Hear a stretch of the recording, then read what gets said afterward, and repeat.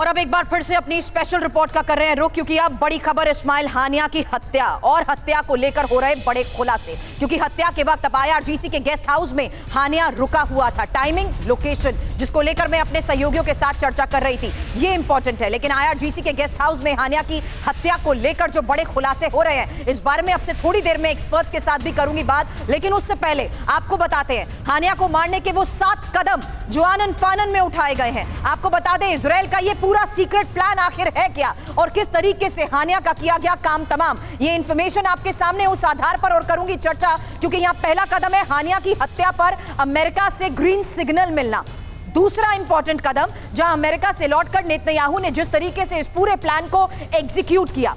वहीं तीसरा कदम, पहले से ही ये इंफॉर्मेशन थी कि हानिया तेहरान जाएगा, यानी नजर बनाई गई थी उसकी हर गतिविधि पर। चौथा कदम, मोसाद और CIA नेटवर्क ने हानिया की सटीक लोकेशंस भी शेयर की। वहीं पांचवा कदम, जहां IDF के शीर्ष ऑफिसर्स ने आनन फानन में हमले का प्लान बनाया। हालांकि छठा कदम यह कि गाइडेड मिसाइल से हानिया पर रात 2 बजे जिस तरीके से हमले को अंजाम दिया गया, उसकी एक एक इंफॉर्मेशन हम आपके सामने रख रहे हैं। वहीं 7वां कदम, मोसाद नेटवर्क ने हानिया की मौत की खबर तेल अवीव भेजी। अब रविंदर सर, सवाल यही, क्योंकि इस वक्त के हालात में ये टाइमिंग बहुत ज्यादा इंपॉर्टेंट हो जाती है रविंदर सर, और दूसरा इंपॉर्टेंट ये कि किस जगह पर हत्याकांड को अंजाम दिया गया।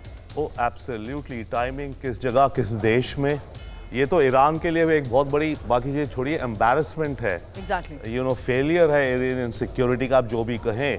और ये वो इंसान जो उनके प्रेसिडेंट की इनॉग्रेशन में आया है, एक तरह से उनका स्टेट गेस्ट कह लीजिए चाहे, 150 मीटर दूर रह रहा है एक रेजिडेंशियल कंपाउंड में, जो कि सिक्योर एरिया होना चाहिए, और वहाँ पर आकर के उसको तो ये सिग्नल ईरान को भी क्लियर है। 150 मीटर उधर मारा तो 100 मीटर इधर मारेगा इजराइल, तो ईरान का प्रेसिडेंशियल रेजिडेंस उड़ा देगा, एंड ईरान रोक नहीं सका। तो ये ईरान के लिए एक बहुत बड़ी एम्बैरसमेंट एंड अ फेलियर है। तो ऑब्वियसली वैसे भी ईरान कुछ करने को कहता, अब और कह रहा है, पर बात है कि ईरान कर क्या पाएगा रियलिटी में। ईरान के पास शायद कोई बड़ी ऑप्शंस खुद नहीं है रिटेलिएट करने को।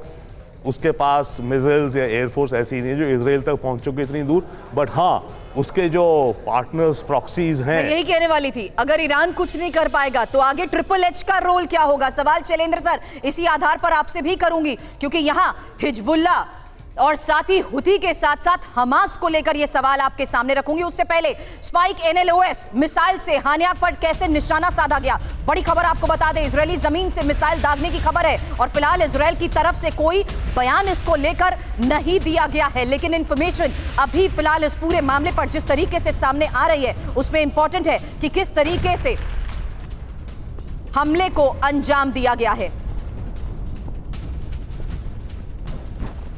इसकी ही ये जो स्पाइक NLOS है, मेरे डिफेंस एडिटर सुमित हमारे साथ है। सुमित, इस तस्वीर के जरिए हम यही बताने की कोशिश कर रहे हैं कि किस तरीके से ये मिसाइल वार हुआ, समझाएं इसे। देखिए, बिल्कुल इस मिसाइल का सबसे बड़ा इंपॉर्टेंट काम ये होता है कि ये डीप पेनिट्रेट करती है, खासतौर पे स्ट्रक्चर्स में, इंफ्रास्ट्रक्चर जिसको भी टारगेट किया जाता है, और ये ऑब्जेक्ट हमेशा स्टिल होना चाहिए, मूविंग टारगेट नहीं होना चाहिए। तो इसका मकसद ये होता है कि ये डीप पेनिट्रेट करती है और उसके बाद ब्लास्ट करती है। और ये इसलिए किया जाता है, अगर मल्टी आप कह सकते हैं कि फ्लोर की बिल्डिंग है या फिर जो मल्टी लेवल बिल्डिंग है, उसमें वो शख्स कहाँ छुपा होगा, सेकंड फ्लोर पे, थर्ड फ्लोर पे, इसकी जानकारी पुख्ता नहीं होती है। ऐसे में इस मिसाइल का इस्तेमाल किया जाता है ताकि ये नुकसान पूरी बिल्डिंग को पहुंचे और उसी रेडियस में पहुंचे जहां पर इसको टारगेट किया गया। इसी बात को थोड़े सरल शब्दों में ग्राफिक्स के माध्यम से समझा देती हूं, और उसके बाद शैलेंद्र सर जवाब आप ही से।